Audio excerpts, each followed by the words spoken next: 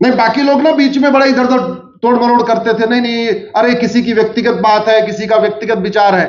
सबसे अच्छी बात है कि भारत की वो संस्था जो भारत में सबसे ज्यादा मदरसा चलाती है, उस संस्था ने ओपनली कहा है कि गजवा हिंद जायज है। और गजवा हिंद आज से नहीं हो रहा है। आप लोग गूगल करिएगा डेमोग्राफी ऑफ इंडिया,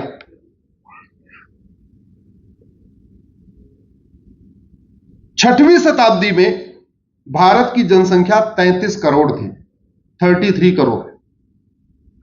कब? छठवीं शताब्दी। जनसंख्या बढ़ती है कि घटती है? जोर से बोलिए जरा। बढ़ती है। तो 7वीं शताब्दी में भारत की जनसंख्या 40 करोड़ हो गई, यानी कितनी बढ़ गई? 7 करोड़।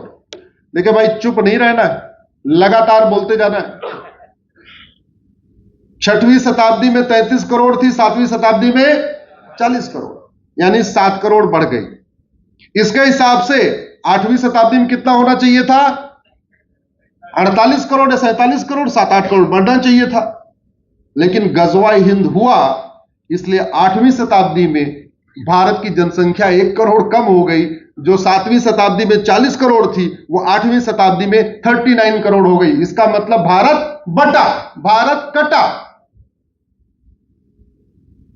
9वीं शताब्दी में भारत की जनसंख्या 38 करोड़ हो गई, 1 करोड़ और कम हो गई। इसका मतलब भारत बटा, भारत घटा।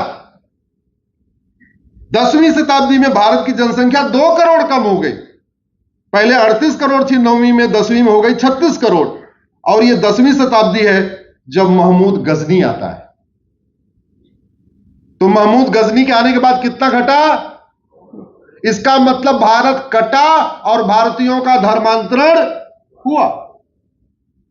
11वीं शताब्दी में 3 करोड़ कम हो गए, 36 करोड़ से 33 करोड़ आ गए, यानी भारत बटा, भारत घटा, धर्मांतरण हुआ। 12वीं शताब्दी में 5 करोड़ कम हो गए, 28 करोड़ आ गए। यह टाइम है मोहम्मद गोरी का। तो गोरी के आने के बाद कितना कम हो गए? 5 करोड़। पहले हम थे 33 करोड़, अब हम हो गए 28 करोड़, 5 करोड़ सीधे कम हो गए, यानी गजवा हिंद हुआ। तभी तो घट रहे। 14वीं शताब्दी में फिर से 5 करोड़ कम हो गए, आ गए 18 करोड़। 15वीं शताब्दी में बाबर आता है, फिर 5 करोड़ कम हुए, हो गए 13 करोड़। 16वीं शताब्दी में बाबर के बाद स्टेबल होता है और फिर थोड़ा थोड़ा बढ़ता है। 16वीं शताब्दी में भी 14 करोड़ था, 17वीं शताब्दी में भी 14 करोड़ था। अंग्रेज जब आए हैं, ईस्ट इंडिया कंपनी, उसके बाद फिर से हिंदुओं की जनसंख्या बढ़ना शुरू हुई है, यानी बटना रुका है, घटना रुका है, धर्मांतरण रुका है, और फिर हम 20 करोड़ हुए हैं। अब आप सोचिए, 16वीं शताब्दी में हमारी जनसंख्या 14 करोड़ थी और ईसा से 200 साल पहले भी हमारी जनसंख्या 14 करोड़ थी। जब मौर्य साम्राज्य था, जब चंद्रगुप्त मौर्य जब भारत के राजा थे, उस समय हमारी जनसंख्या 14 करोड़ थी। 16वीं शताब्दी में बाबर के बाद भी हमारी जनसंख्या 14 ही करोड़ थी। इसका मतलब 1800 साल तक भारत की जनसंख्या वहीं स्टेबल रही। स्टेबल रहने का मतलब भारत बढ़ता रहा, भारत घटता रहा, धर्मांतरण होता रहा। चलो, ये तो मुगल काल में हुआ। क्या अंग्रेजी काल में धर्मांतरण रुका? क्या? जोर से बोलिए। नहीं। चलो, वो भी निकल गया, देश आजाद हो गया, भारत में संविधान लागू हो गया। क्या उसके बाद धर्मांतरण रुका? क्या? नहीं। तो मुगल काल में भी धर्मांतरण, ब्रिटिश काल में भी धर्मांतरण, और आजाद भारत में भी धर्मांतरण। इसका मतलब डॉक्टर तो बदलते रहे, शासक तो बदलते रहे, लेकिन दवाई नहीं बदली। और भाई 1950 में भी धर्मांतरण हो रहा है, 1960 में भी धर्मांतरण हो रहा है, 1970 में भी धर्मांतरण हो रहा है, 80 में भी धर्मांतरण हो रहा है, 90 में भी धर्मांतरण हो रहा है, 2000 में भी धर्मांतरण, 2010 में भी धर्मांतरण, 2020 में भी धर्मांतरण, और आज रुक गया क्या?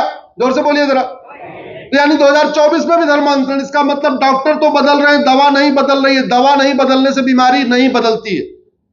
याद रखिएगा, बीमारी डॉक्टर ठीक नहीं करता, बीमारी दवाई ठीक करती। डॉक्टर आपके अंदर नहीं जाता, आपके अंदर क्या जाता है? दवा जाती है, इंजेक्शन जाता है, वैक्सीन जाती है। तो वैक्सीन का अच्छा होना जरूरी है, दवा का अच्छा होना जरूरी है, इंजेक्शन का अच्छा होना जरूरी है, डॉक्टर भी अच्छा होना चाहिए। केवल डॉक्टर के अच्छे होने से बीमारी ठीक नहीं हो सकती। जैसे मैंने कहा, हमारे गनर के अच्छे होने से मेरी सुरक्षा नहीं हो सकती जब तक उसकी गन अच्छी ना हो। तो मेरा आप लोगों से निवेदन है कि गजवा हिंद की गहराई को समझिए।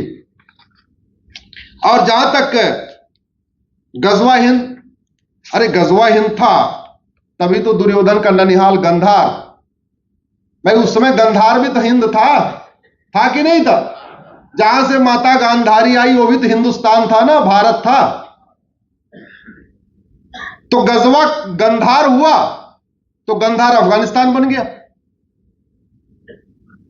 एक देश था काबुल, जहां कुंभकर्ण का राज कुछ दिन तक था।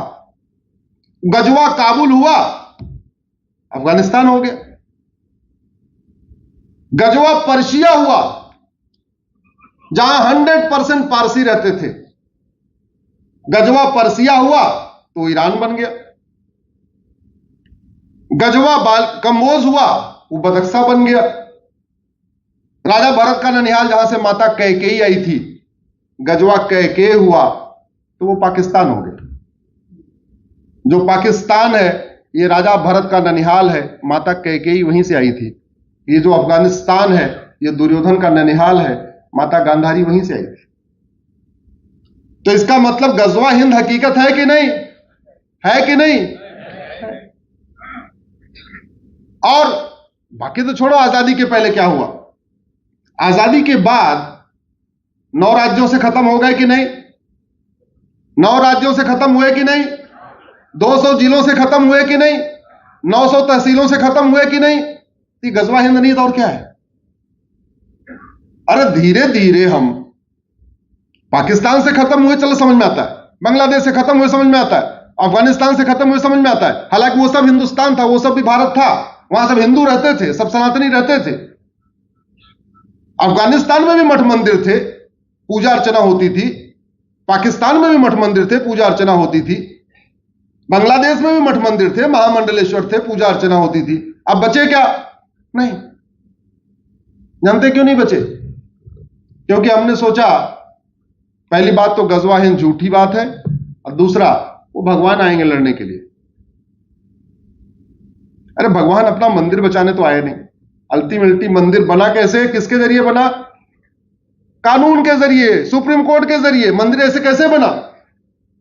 कानून के जरिए, इंसान ने बनाया। ये अगर आप सोचते हैं कि गजवा हिंद गलत है, तो मैं कुछ आतंकवादी संगठनों का नाम बताता हूं जो लगातार गजवा ही कर रहे हैं। गजवा का मतलब होता है काफिरों के खिलाफ युद्ध। गजवा का मतलब काफिरों के खिलाफ युद्ध। आप लोग गूगल करिएगा डेजिनेटेड टेररिस्ट ग्रुप, आप गूगल करिएगा डेजिनेटेड टेररिस्ट ग्रुप, तो आपको आतंकवादी संगठनों का नाम मिलेगा। अब्दुल आजम ब्रिगेड, अब्दुल्ला आजम ब्रिगेड, ये अपने आजम खान नहीं, ये भारत के बाहर का है। अब्दुल्ला आजम ब्रिगेड, वो भी गजवा कर रहा है। जो नॉन बिलीवर्स हैं, जो काफिर हैं, उनको मार रहा है।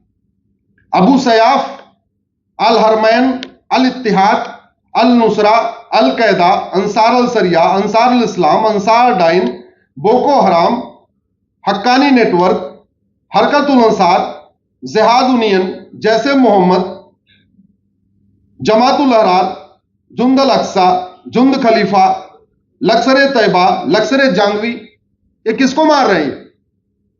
किसको मारते हैं? जोर से बोलिए जरा। काफिरों को।